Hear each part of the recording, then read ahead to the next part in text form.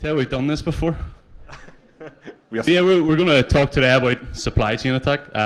Surprise supplies, trying to be funny to say there is a surprise within your supply chain. So I'm Warren Mercer, security researcher. And see, I'm pretty sure you're first. I knew Paul was first, but he wanted me to go first. Yeah, so my name is Paul Rascagneres. I'm a French guy, so sorry for the cute accent. It's not my fault. It's my parents' fault. And so I'm security researcher at Cisco Talos, in the same team as Warren, and I mainly work on APT, malware analysis, and this kind of funny stuff. And I forgot I had the clicker and I was waiting for myself. My name is Warren Mercer. As Paul said, we work together in Cisco Talos, both security threat researchers, generally looking at malware, finding it, pulling it apart, trying to write some cool stuff about it. My background's network security, malware analysis, very similar to Paul's. Co-founder of B-Sides Belfast. If anybody ever wants to visit the rainiest place in the world, feel free to come along. So introduction, why do we write this? So supply chain attacks are pretty in vogue the last year, 18 months. We've seen a couple going back to around 2011. We've seen some. Biggest one from the sort of top of my head earlier on was probably Target, whenever they broke in by HVAC, stole the point of sale terminal credit card information. Obviously the last year, as Matthew mentioned, we started writing about Netje, we called it, not Petje, as a lot of people know it as. We started writing about some of these supply chain attacks that were going on. And they're really quite interesting when you start to delve down and look at them. So today we're going to cover two. I'm going to cover one on NotPetya stroke Netje, and Paul's going to cover one on Avast CCleaner.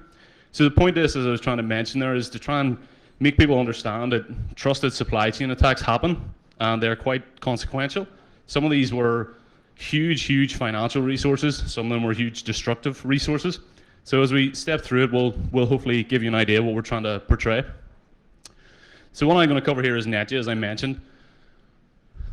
Started with a phone call. So we're quite lucky in that we've access to quite a lot of partner infrastructure and everything because we're Cisco. We got a call from one of our partners in Ukraine, and the partner just basically phoned up and said, something's happening, it's really bad, we think it's ransomware. Okay, bye. We need a bit more than that. Anyway, so we were able to send people to Ukraine, and we started talking to them to find out what was going on. And we came to the point of them basically saying, yes, it's ransomware, yes, it's bad. In the meantime, the official Ukraine Twitter tweeted, some of our government agencies, private firms, were hit by a virus. There is no need to panic. That's how you know you definitely need to panic. We're putting our utmost efforts to tackle the issue. So at this point, we were very heavily involved. Our incident response guys were on site with MEDOC trying to assist to find out what was going on. So that's what we're going to step through. So what do we get? Guys, it's ransomware. Okay, everything's ransomware nowadays. It appears to be targeting every organization in Ukraine. Again, seems a bit sort of unpalatable. It's very unlikely it's every organization in Ukraine. Effectiveness compared to a flash flood. So easiest way to explain that, mass impact hitting a lot of things at once very quickly. Infection delivery and vector unknown at the time. So as I say, we got a phone call, we need help. We went and helped. And what do we find? So we found a company called MEDOC. I don't imagine anyone has ever heard of MEDOC prior to this, because I hadn't. This actually made MEDOC the most famous company in Ukraine, because now everybody knows who they are. MEDOC is a .NET app used for tax processing. .NET's an awful language in general, but when you try to wrap malware in it, it's even worse. It has an auto-update functionality built into the app itself. So that means the app will constantly try and perform automatic updates to ensure it's the latest version, etc. Used in various large companies throughout the world. So the original message we got was, companies in Ukraine are being attacked. Obviously, that's important. We try to help and remediate, etc. But it transpired that it wasn't just Ukraine. This is a piece of accounting software used pretty much all over the world in some massive major corporations, as we'll see. So how much communication did we do? Well, when your phone company tells you you've got lots of charges, you need to stop calling international people, that gives you a good idea that you're phoning them too much. So AT&T got in touch with one of our guys and said, please stop all this long distance phone calls, you've run up $200 bill already, and that was in a couple of hours. So we were talking to Ukraine quite a lot to keep in communication as to what was going on and what was happening and how we could help. So the timeline of MEDOC. So there's a couple of timelines I'm going to go through. The first one here is Obviously, after the fact, we were able to realize this information. Prior to this, we weren't aware. So we go all the way back to April 14th, 2017. The first version of MEDOC was released with a backdoor. So that means anyone running MEDOC version 1.75 or 1.74, whatever the last minor update would have been, would have automatically updated to this next version. May, feature release, great.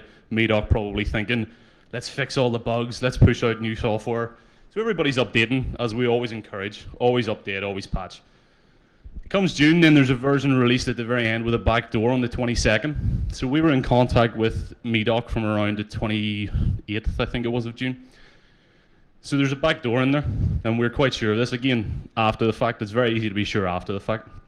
So we started looking at the backdoor. Effectively, what we get is a backdoor wrapped within MEDOC with 5-6 different distinct commands. First one being, please try and contact this update server, as I mentioned. However, if you hit a proxy, fail and don't update. So it fails back to itself and then looks for all local email instances where it can start to actually do some credential harvesting, email stealing information. It will then wait and execute commands, and then most of these commands were being used to actually distribute edges. So they had the capability to steal information, credential harvest, patch files, write files, and execute files, all through these command sets that were included.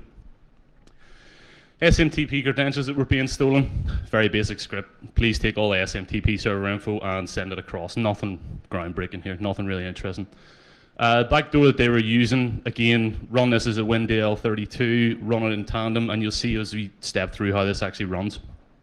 So again, after the fact, we were able to build a better timeline. So we realized June 27th at 8:59, server was logged onto and user SU'd, so gained privileged access using stolen credentials. What happened then 10 minutes later was the web front end was modified to redirect all update traffic to an OVH server. OVH server then started to proxy that traffic, so all updates were now being proxied by OVH, and all new updates being supplied were from this OVH server, obviously not MEDOC. 12:31, so some 3 hours, 30 minutes later, connection was pulled down. OVH obviously realized something bad was going on because people got in contact with them. Original server configuration was restored, and the last disconnect was received from a Latvian IP. Now that, again, false flags are very important to point out. That does not mean this actor was in Latvia. That just means they accessed it via a box in Latvia. User logged on and wiped everything, which makes it extremely difficult if you want to do any forensic recovery. Obviously, we are not the third-party hosting company in this instance, so we weren't able to do that, but we would have liked to. Drive was zeroed out using DD. So that's the sort of real timeline of, again, after the fact, how we were able to build up what happened, when it happened. So what we found was Netya. We called it Netya for no, obviously in Ukrainian, and TYA being from Petya, the original ransomware this is sort of spurned from. So it has worm capability, credential stealing, ransomware activity, stroke destruction of the disk and files. So let's look at how it actually works. So the first file that we get mainly is a perfc.c.dat file. It contains multiple embedded resources that are zlib compressed. So what we get from this, WMI, PSExec, and the use of 2 shadow brokers exploits, Eternal Blue and Eternal Romance. So as soon as this malware realizes it's on an affected system, it enumerates all local resources from a network point of view and starts to scan everything on TCP 139. The reason it's doing this is it's going to try to use Eternal Blue and Eternal Romance. So the first bit that we talk about is credential stealing. Obviously, before you try and laterally move within a network, you want some additional credentials, because the fact that you've logged in and maybe stolen one subset of credentials doesn't necessarily mean you have capability to log in everywhere. This is a common TTP that overlaps lots of different pieces of malware. It's not new. Other malware will steal multiple credentials and use them when it can. So what we found is the use of a modified version of Mimikatz. Mimikatz is a legitimate tool, very handy tool. It's a very well-regarded pen testing tool. So it's not anything bad currently. But we see this version of Mimikatz and we see the named pipe connectivity. This is how it passes credentials. Again, it's very Mimikatz. Malware collects the stolen credentials as it's propagating across, and you'll see that the perfc.c, sorry, the laser doesn't work, so I had to point. The perfc.c has a hidden export, sorry, not hidden, unnamed export, which is called #1. So anyone familiar with how DLL runs, it could be an ordinal potentially, but in this case it was an unnamed export. So now we've got all our list of credentials. We've looked for tokens available via Windows API that we have access to in that machine. We then see the modified version of Mimikatz, as I mentioned, again, so I had to do some pointing. So this is code from Mimikatz, as you can see, and this is decompiled code from the malware, and you maybe can't read that from there, but trust me, it's the same thing. Can I say trust me? Does that count from a security researcher? But it immediately no, but it's just hard to depict on the screen. Again, this shows more Mimikatz overlap, so you can see all the bcrypt setup functions, and here's all the bcrypt setup functions that exist within Mimikat. So we had a very similar, not identical, but a very similar version of Mimikatz being used. That's important to point out because people might expect that in their environment. I mean, you probably shouldn't 99% of the time, but some people will expect to see Mimikatz in their environment, so this may not be alarming to them. So we've stolen all our credentials, and we've now looked at all the machines we have access to. We're back to perfc.c.dat, as I mentioned, where we have all our embedded resources. We now look at how do we move on around the network. So Eternal Blue and Eternal Romance are two of the shadow brokers exploits that were released. Problem with releasing really powerful exploits like these is anyone can copy them and use them. They don't need to know how they work. They don't even need to know how to actually put them together. They just need to know how to copy and paste functionality within their code. We then had a modified version of Double Pulsar. Double Pulsar, again, was a leaked shadow broker's backdoor. So they leveraged Double Pulsar. If you had patched with MS17010, you would not have been vulnerable to this, but that gets to be quite a quandary because we've only got to this point because we patched. We've only got to this point because we updated our MEDOC, which we thought we were being smart about because that's what people should do. However, even though this company were quite good at updating all their accounting software, they didn't feel it necessary to update any of their Windows infrastructure. Take from that what you will. This obviously hit many, many companies, so that's a sweeping statement. So what do we get? We get the Double Pulsar. What they did here, and we'll step through, is they modified the different command codes, response codes, and actual location used within the packet. The reason they do that is it makes it more difficult for you to perform detection on already known rules. So modifications in Double Pulsar were around the ping, kill, and execute commands that were being issued. Now, they didn't modify it in a massively complicated way. You'll see, hopefully, you've got 23 hex, 77x, and 0C8 hex here, and they've just changed it to F0, F1, F2, so 10, 11, 12. Now, that becomes difficult if you use maybe static analysis techniques that look for code reuse or code overlap of known vulnerabilities and known exploits, or if you're using network-based IDS signatures that look for this information. The second modification they did was they changed, again, just simple bytecode changes in the opcode. 10, 20, 30 hex became 10, 21, 31 hex. So they didn't really go out of their way to change anything. They just made sure they made a small enough change to make it a bit more difficult to detect. So what we see is the actual the Double Pulsar modification, as I mentioned, changed the offsets that it used within the SMB v1 packet. So traditionally, Double Pulsar used 0x1e, which was the offset ID located within the network PCAP. So if you did network IDS-based detection, this would be one of the signatures used. It would look for any information being used within there. However, NetNetPetya changed it to 0x16. This is a reserved field that exists within SMB protocol. Should not be used. It should always be 0000. In this instance, this became, for us writing any signature-based stuff, easy to detect because you'd write that quite quickly. But again, you see the simple changes that they make to make it more difficult to detect. So then we get the PSExec. Again, totally legitimate Windows tool. Very handy if you're a systems administrator. You can do mass system administration capability tools with this. So we drop our perf.dat as we mentioned before. This has 3 of the embedded resources as I mentioned. 2 of them are, or sorry, 1 of them is PSExec. So we've now stolen the tokens. We've got all our credentials. We'll now use PSExec to try and connect the other machines that we've scanned.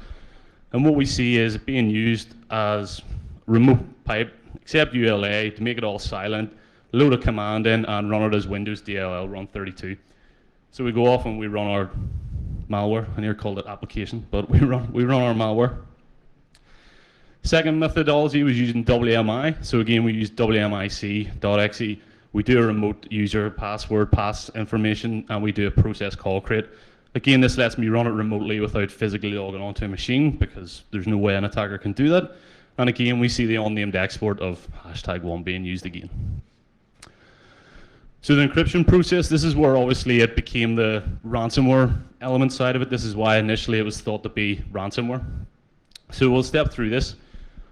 All the propagation techniques we've discussed are all here. It will get as many credentials as it can, and it will then try and laterally move around other machines by enumerating the network as we've discussed.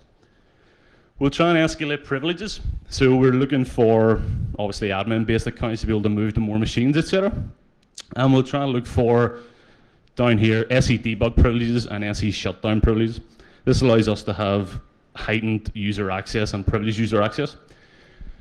Once we run on the machine, we'll start to encrypt all the files.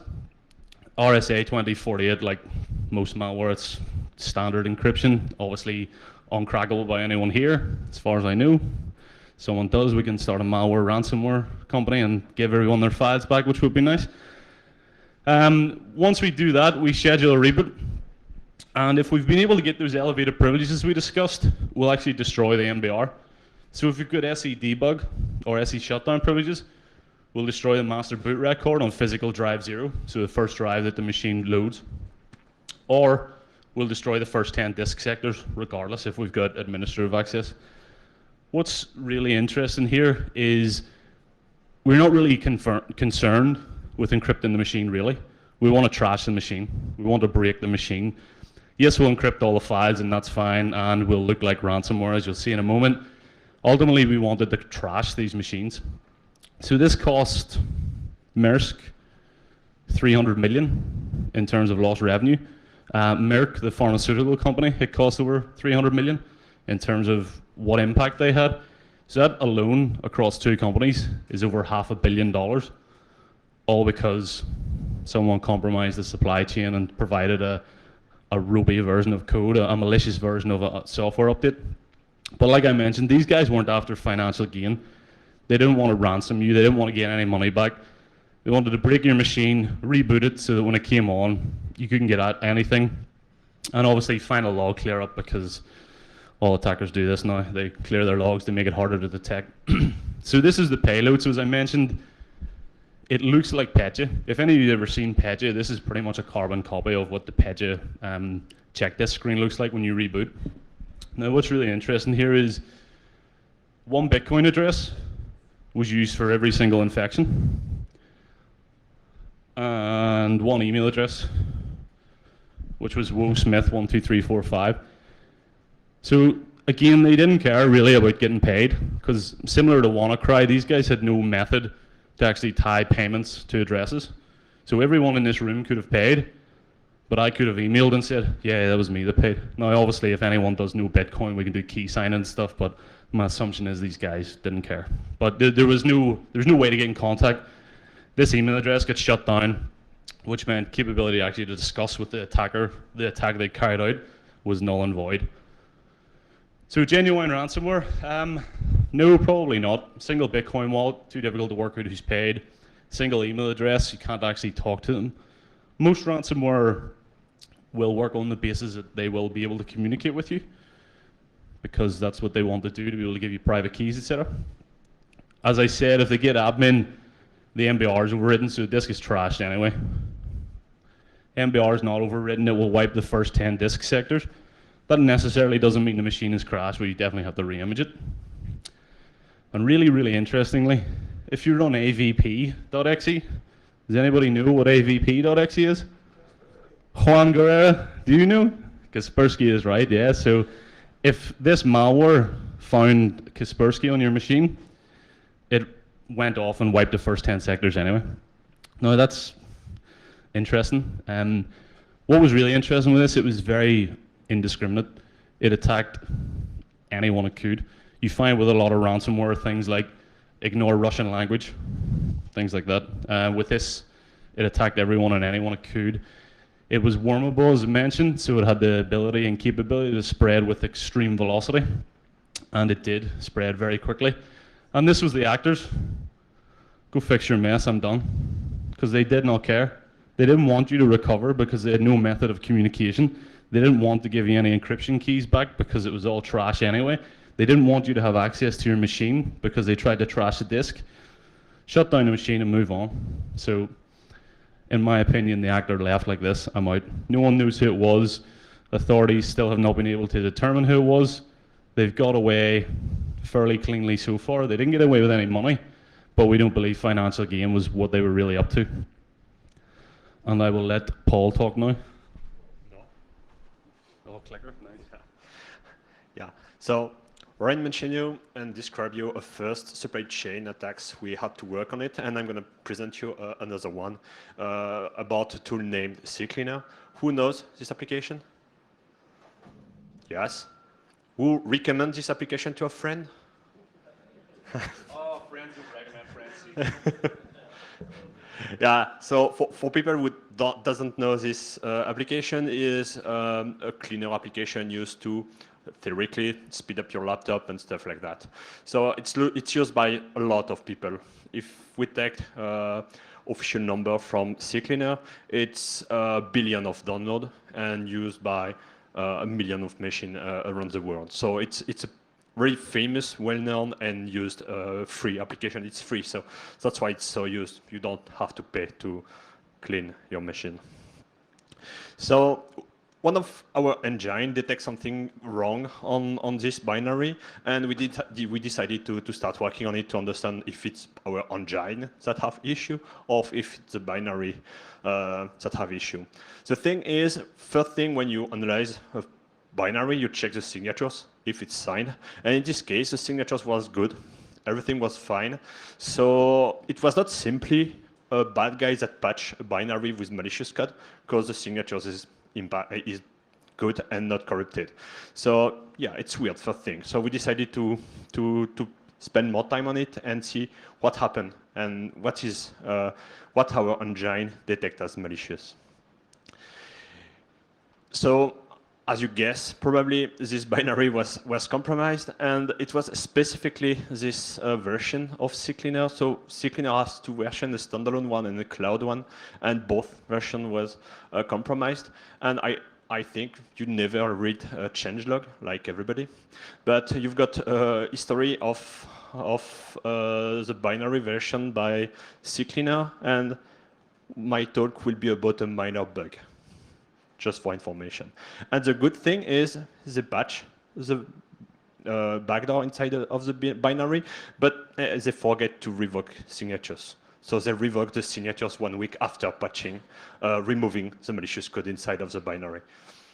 So when you reverse malware, you generally, first thing, you simply ignore runtime. You don't take time on runtime. Runtime are code included by compiler automatically. It's not developed by the developer itself. It's simply add for performance, thread management, and stuff like that. So basically, when you open binary on IDA Pro, it says to you it's runtime underscore something, and you simply ignore this part and start to analyze after runtime in execution. The attackers did something pretty clever. He had malicious code inside of runtime.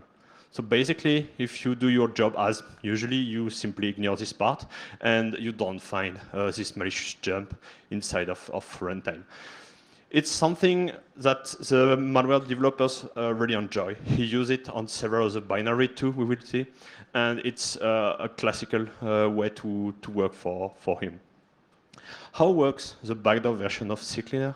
So first, CCleaner is executed, the binary you download on the internet. And at this time, the runtime is executed and two branches are executed. The CCleaner branch, the normal one, your binary work as usual. It will clean your machine extra. And another branch is executed, and it's a malicious part. The first step of this branch is to check if the machine is normal, not a virtual machine, not a sandbox or something like that. So first, he waits a few seconds and check if it's really wait. And because generally sandbox remove sleep and delay, so it's a way to detect sandbox, for example. And if the wait mechanism failed, the malware stop execution. So he decided it's a sandbox, I stop my execution. Second thing, the malware check if it's executed as administrators, because CCleaner on normal execution is executed as administrators. So if you execute it on sandbox, maybe it will be executed with standard users, and he decided to stop execution. If everything looks fine for the malicious code, he decided to communicate to the C2 and register the infected machine. We will see later how it registers this machine. How he registers a machine and how he generates the CC. It's not the IP hard-coded inside of the binary, not really.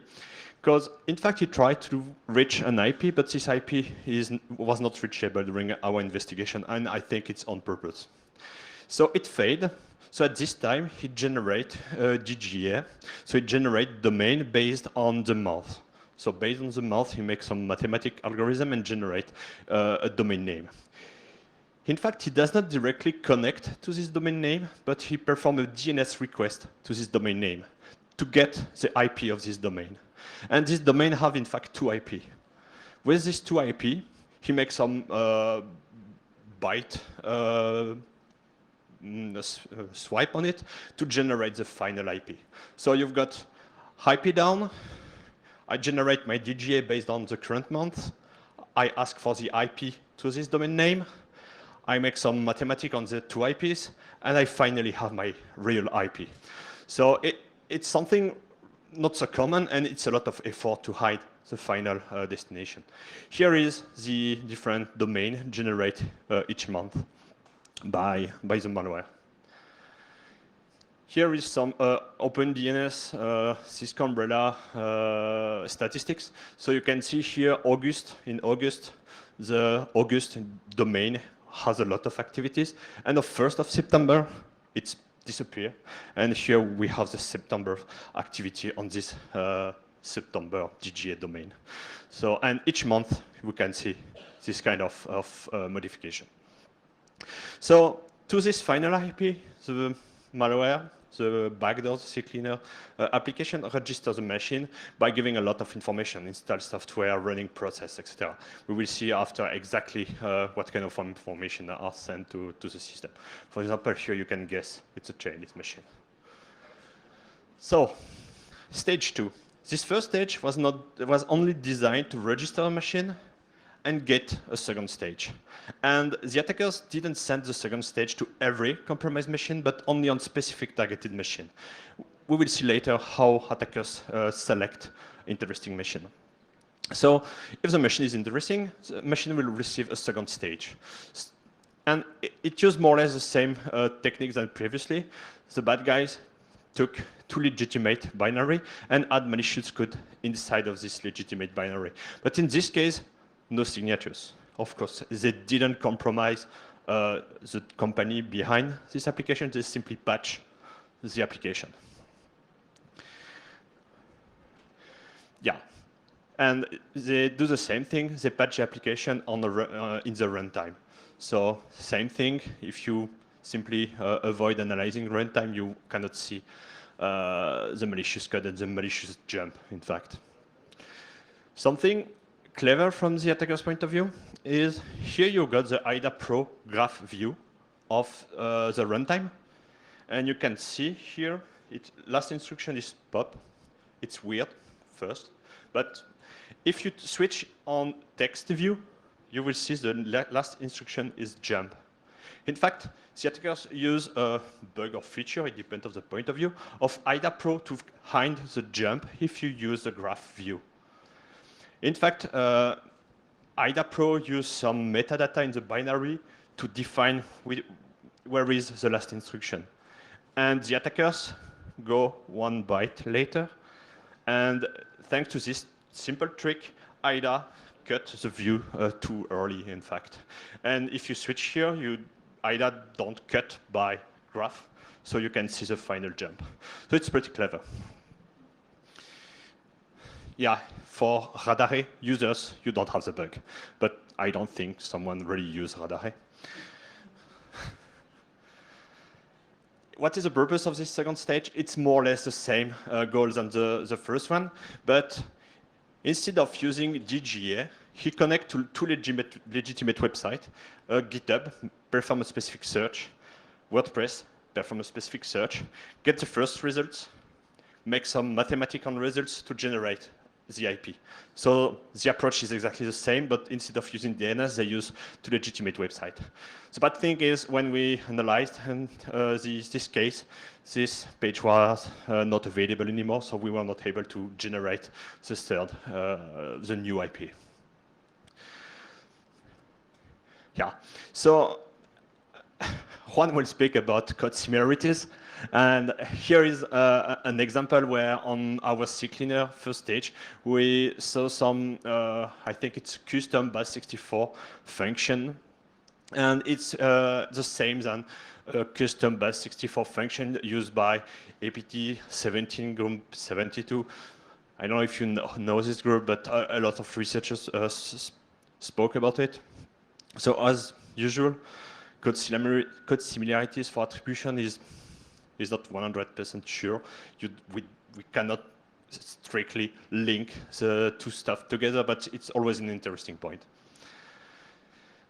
Command and control investigation. So we spoke about the malware itself, but something really interesting in this case, we had access to the C2 panel and the database of the bad guys. So we were able to look at the database, make some statistics, understand what kind of profile the attacker is looking for, etc. So first, it's a simple PHP website, no rocket science, with a MySQL database. So nothing really complicated. Something interesting, first, if you try to perform request on the CC, but without exactly the good format, the good request, the good post, you will be automatically redirected to piriform.com, which is the developers of CCleaner. So imagine you see this weird IP on your log and you say, what the fuck?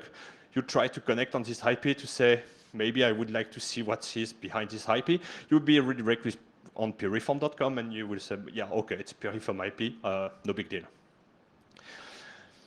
Yeah, so here is the configuration of the website, the MySQL database. So it contained the database table, etc. So the users was CC users, maybe linked to CCleaner, database CC, and time zone PRC. Same thing, I can make PRC on my laptop, so it's not a really, really strong proof. And here is the DLL path of the second stage sent to interesting target.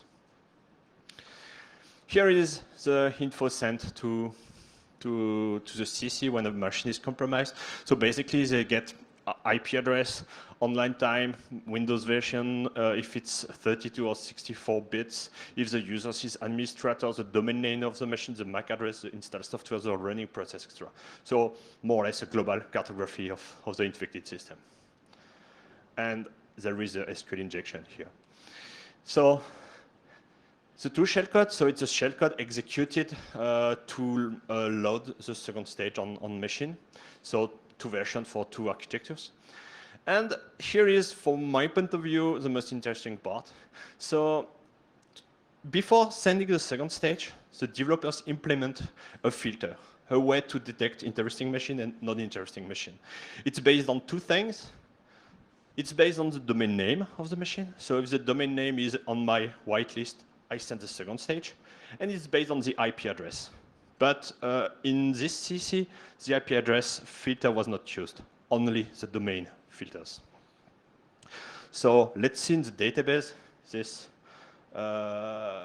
list. Here is a list of domain that interest the malware developers.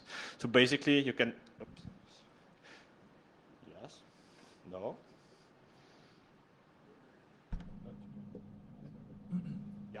You can see it's mainly IT company. So, for example, HTC Group, Samsung, Sony, VMware, Intel, Cisco, and Linksys, Epson, extra. So it's a lot of IT company.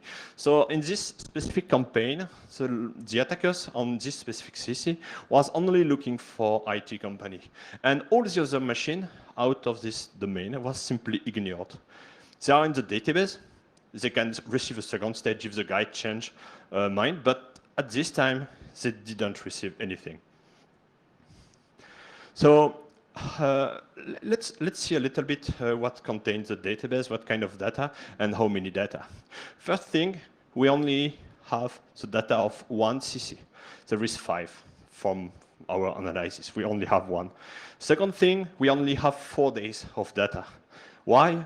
Because bad guy is like everybody, he fails, and he didn't size correctly his machine, and he has a full file system due to number of compromised machine. So the database explodes the file system, and he lost his machine, and he has to reinstall it, and it reinstalled the machine 4 days before our investigation. That's why we only have 4 days, in fact. It's simply because the machine was broken. So this table is a table with all the information registered by every compromised system.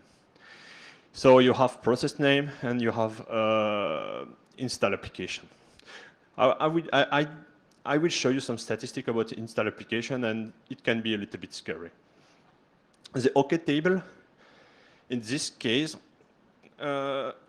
it's the table that contain machines that receive the second stage. So machine where the domain is one of the domain I listed before.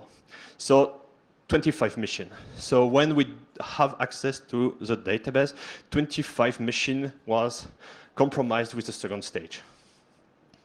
I hide the domain, of course, but yeah. If I take the servers table, it contains all the machine with the first stage and the backdoored CCleaner. In this case, I got more than 300,000 individual machine. So the guy has more or less a 1 million machine botnet where he was able to do what he wants. Something difficult is CCleaner is used by a lot of individual users and company. So it was interesting for me to make a difference between individual users and company. I don't have a lot of detail on the database, but something can help me. I decided to look at machine where the domain name was not null. So if the machine is bound to a domain, I estimate it's a corporate machine and not a home machine. In this case, I've got 41,000 machines. So from my point of view, a lot of individual machines were compromised, but a lot of corporate machines too. If I look on this corporate machine, I decided to count by domain. And typically, a specific domain, a specific entity, organization, corporation, whatever, has 960 compromised machines inside of its network. So it's a lot of machines. When you have to deal with an incident and you have 960 compromised machines, it's not really easy to handle. Yeah, some statistics about Windows version. So we have, it was really representative of the world. It's some Windows 10 machine, more Windows 7 machine, and few Windows XP machine. So it's not amazing. It's simply representative of real life. Something more interesting, I make some statistics about domain containing .gov. And in this case, I've got 540 machines. So 540 machines had .gov in the domain. Of course, you can have .gov just for fun in your domain, but same thing for bank. If I check for bank, I had 51 machines that contain bank in the domain name. And this one are not public, but it's interesting, I think. I decided to look at the install software on compromised machine. So first, I make some search on PLC sim. So it's PLC simulator. So it's a simulator of SCADA system. I got 206 machines. So 206 machines compromised by this guy. He didn't care about this machine because they didn't have the good domain name. But if you look at the application, it's people that have a SCADA simulator installed on their machine.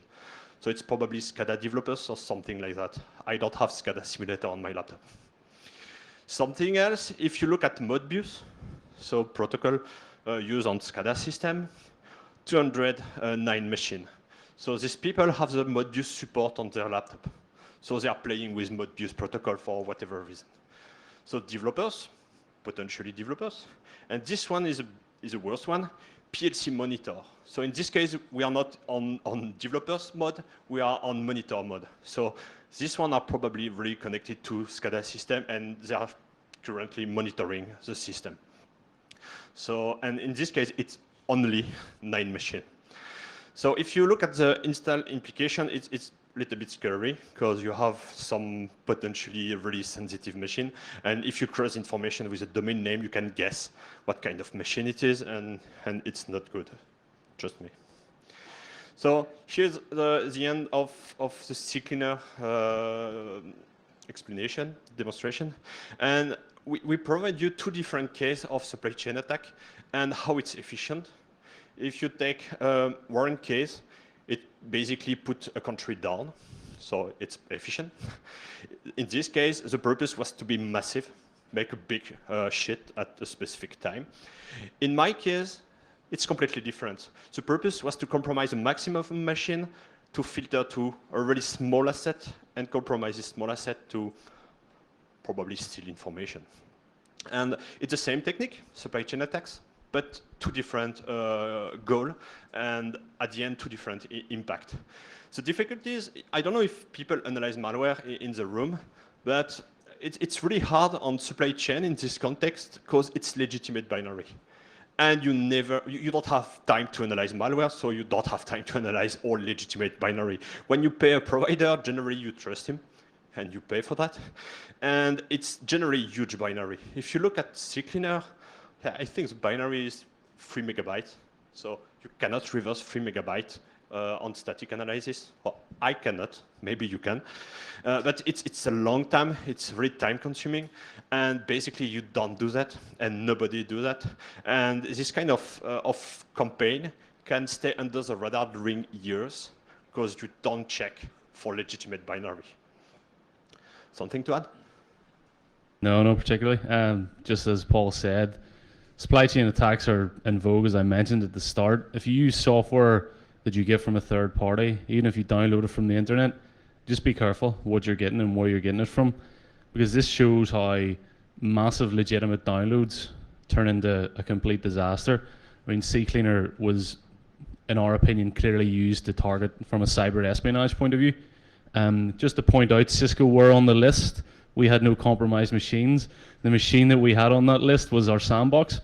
I don't know if anyone's familiar with VirusTotal. They were also on it as well. So Tequila Boom Boom, for example, was in there too. But I just wanted to let you know we didn't get compromised, just to point that out. So yes, we feel a disturbance in the supply chain. Be careful who you're getting things from. I say things to be vague because it could be CCleaner software that your parents are using, or it could be legitimate accounting software that you're using across major corporations throughout the world. So be careful, and thank you.